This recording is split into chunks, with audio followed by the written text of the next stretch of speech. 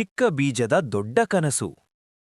ಒಂದು ಸಣ್ಣ ಹಳ್ಳಿಯಲ್ಲಿ ಒಂದು ಚಿಕ್ಕ ಬೀಜ ಮಣ್ಣಿನೊಳಗೆ ಬಿದ್ದಿತ್ತು. ಅದರ ಸುತ್ತ ದೊಡ್ಡ ಕಲ್ಲುಗಳು, ಒಣಮಣ್ಣು ಮತ್ತು ಕತ್ತಲೆ.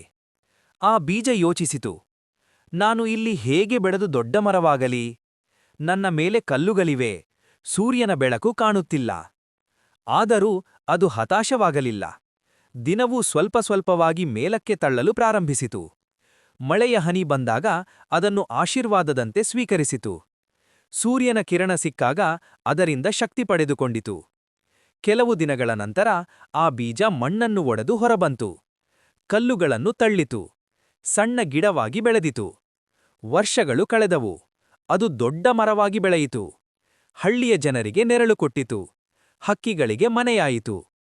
ಒಂದು ದಿನ ಹಳ್ಳಿಯವರು ಹೇಳಿದರು, ಈ ಮರ ಎಷ್ಟು ಬಲವಾದದು? ಆದರೆ ಆ ಮರಕ್ಕೆ ಗೊತ್ತಿತ್ತು, ಅದರ ಬಲ ಕಷ್ಟಗಳಲ್ಲಿ ಹುಟ್ಟಿದೆ.